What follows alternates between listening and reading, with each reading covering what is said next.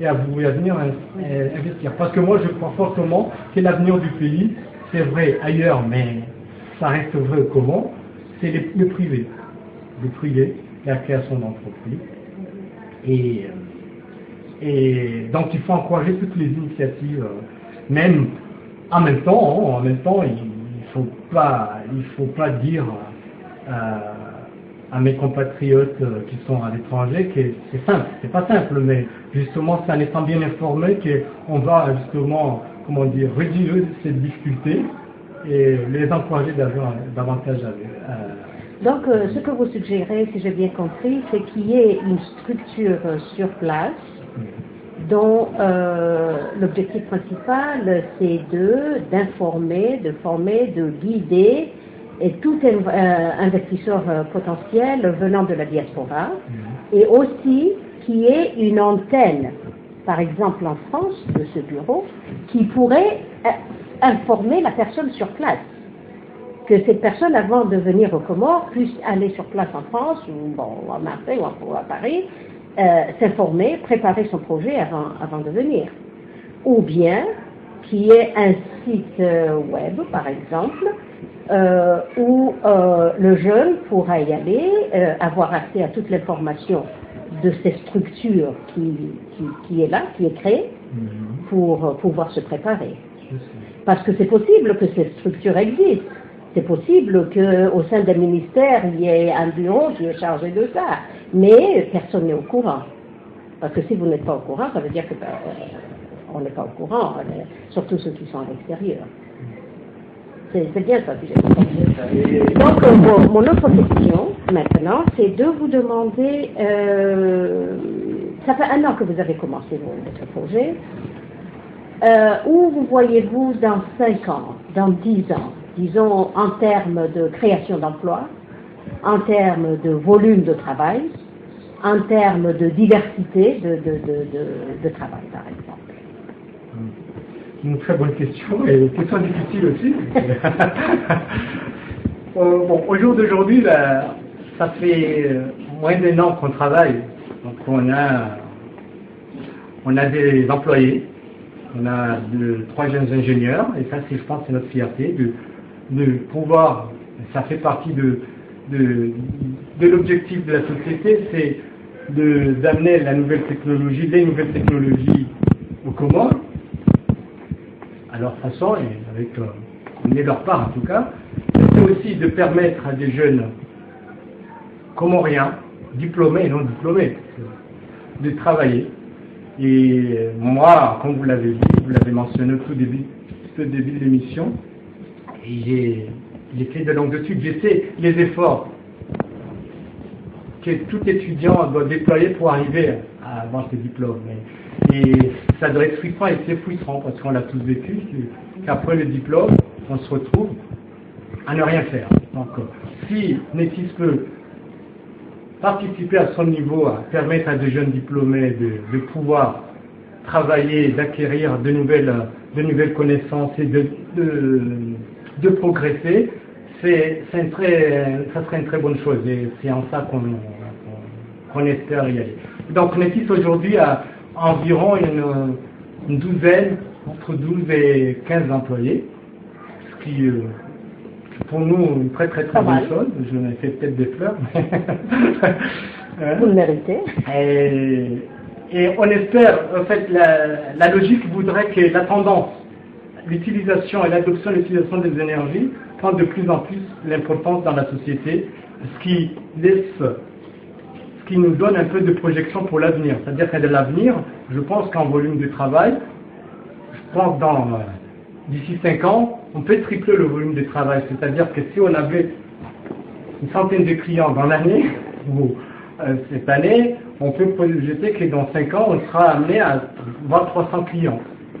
Ça, c'est comment dire, ça c'est vrai ailleurs, c'est vrai quand la téléphonie mobile est arrivée, on a vu le boom, l'expansion de l'utilisation et de l'adoption de la téléphonie mobile, et je pense que ça restera vrai au niveau des énergies renouvelables, donc on peut être optimiste. Ça suppose dans 5 ans, si on arrive à tripler le volume de travail, mais au minimum, on peut faire un calcul simple en disant on peut doubler nos effectifs.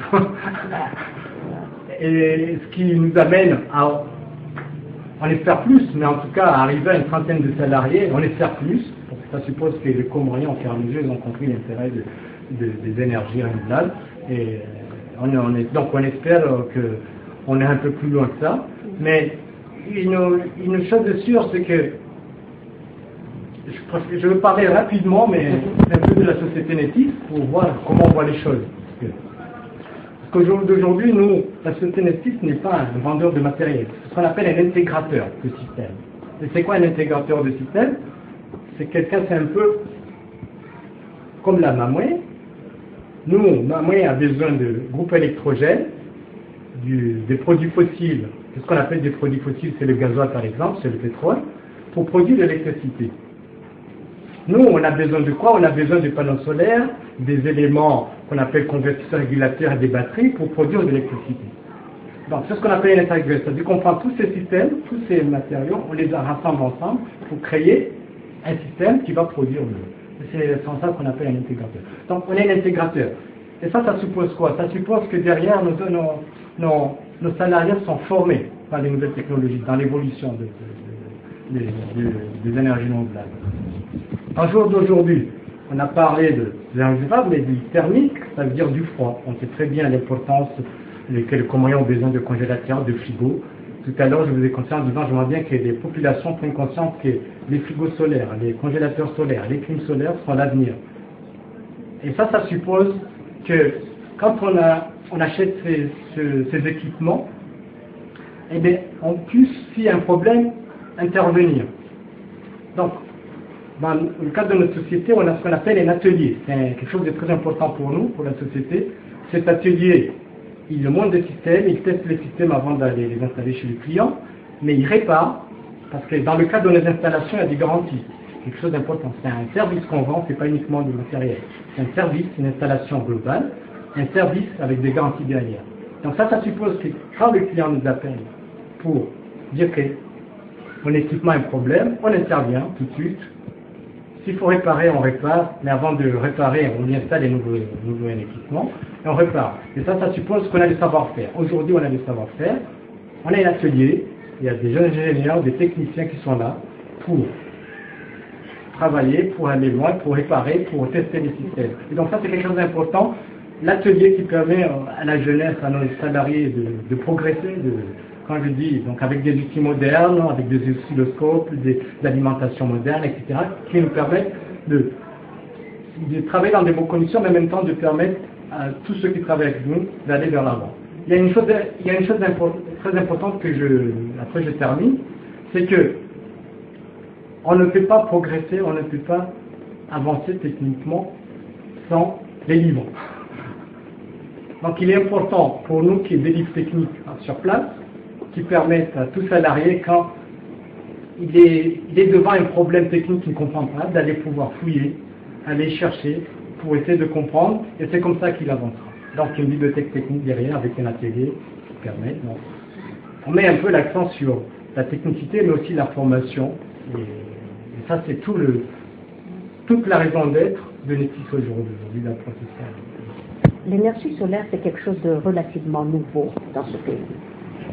Vous venez de parler de votre projet qui semble extrêmement intéressant et utile pour le pays. Mais c'est clair que nous, consommateurs, tout le monde, nous avons besoin d'informations, de beaucoup plus d'informations. Est-ce que vous avez prévu dans le cadre de votre projet un volet, une sorte de campagne d'information, de formation de la clientèle en général, ou bien de tout le monde, pour que tout le monde puisse comprendre, s'intéresser et venir acquérir l'énergie chez vous? Oui, ça c'est quelque chose de cette question est très très importante, parce que il ne suffit pas de dire, bon, j'essaie d'introduire, à mon niveau en tout cas, les énergies renouvelables comment, mais il faut aussi essayer de se donner les moyens financiers, bien sûr, ça c'est une chose, mais aussi les moyens d'informer la population de l'intérêt, de l'existence et de l'intérêt de toutes les énergies. Donc, effectivement, mener une campagne de sensibilisation. On le fait tous les jours. C'est-à-dire, déjà, quand les gens viennent nous voir, parce qu'il y a de plus en plus de gens qui viennent nous voir dans la société, pour s'informer, une des premières choses à faire avant qu'on parle d'autre chose, c'est d'informer comment ça marche.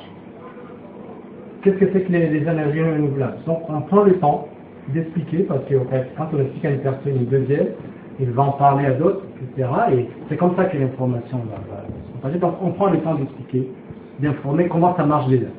Et après, en général, les questions arrivent après. Moi, j'aimerais bien installer, etc. Et là, on explique toute la procédure à faire pour arriver à demain à acquérir l'installation. Mais l'information, c'est quelque chose d'important. Donc, on compte bien